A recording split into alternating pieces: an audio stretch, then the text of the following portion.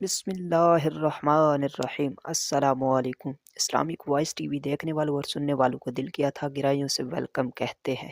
دنیا میں سب سے پہلے بدفعلی شیطان نے کروائی، وہ حضرت لوط علیہ السلام کی قوم میں خوبصورت لڑکے کی شکل میں آیا، ان لوگوں کو اپنی جانب میل کیا کہ گندا کام کروانے میں کامیاب ہو گیا۔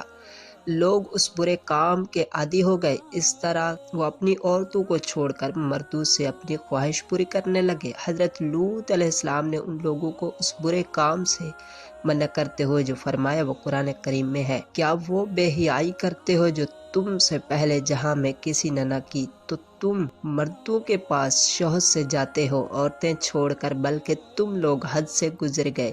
حضرت لوط علیہ السلام کی قوم نے یہ سن کر ان کا کہنا سننے کی بجائے جو جواب دیا اس کا بھی ذکر قرآن کریم میں ہے، اور اس کی قوم کا کچھ جواب نہ تھا مگر یہی کہنا کہ ان کو اپنی بستی سے نکال دو، یہ لوگ تو پاکیزگی چاہتے ہیں۔ اس سے معلوم ہوا غلام بازی یعنی بدفعلی حضرت لوط علیہ السلام کی قوم کی ایجاد ہے، اسے لواط کہتے ہیں۔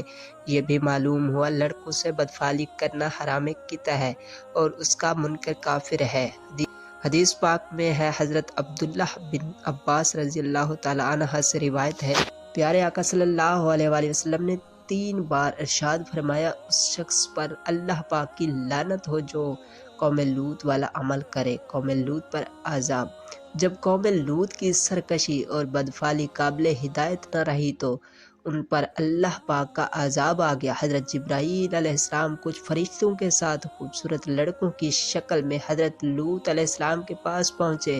ان مہمانوں کے حسن و جمال اور اپنی قوم کی بدفعلی کے خیال سے حضرت لوط علیہ السلام فکر مند ہوئے۔ کچھ دیر بعد ان کی قوم کے بدفعلوں نے ان کے گھر کو گھیر لیا اور مہمانوں کے ساتھ بدفعلی کے ارادے سے دیوار پر چڑھنے سے حضرت لوط علیہ السلام نے ان کو سمجھایا مگر وہ باز نہ آئے۔ آپ صلی اللہ علیہ وآلہ وسلم کو دکھی دیکھ کر حضرت جبرائیل علیہ السلام نے کہا، آپ فکر نہ کریں، ہم فرشتے ہیں اور ان بدکاروں پر اللہ کا عذاب لے کر اترے ہیں۔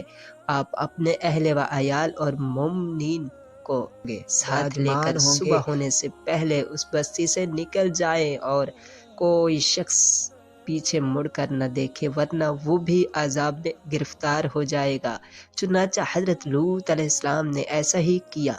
پھر حضرت جبرائیل علیہ السلام نے اس شہر کی 5 بستیوں کو اپنے پروں پر اٹھا کر آسمان کی طرف بلند ہوئے، ان بستیوں کو زمین پر الٹ دیا، پھر ان پر پتھروں کا مینہ برسایا اور ان کی لاشوں کے پرخچے اڑ گئے۔ جب یہ شہر الٹ پلٹ ہو رہا تھا، حضرت لوط علیہ السلام کی ایک بیوی وآلا جو منافقہ تھی، قوم کے بدکاروں سے محبت رکھتی تھی، اس نے پیچھے مڑ کر دیکھا اور کہا، ہے رے میری قوم! اس پر اللہ پاک کے ایک عذاب کا پتھر گرا اور وہ بھی ہلاک ہو گئی۔ بدکار قوم پر برسائے جانے والے ہر پتھر پر اس شخص کا نام لکھا تھا جو اس پتھر سے ہلاک ہوا۔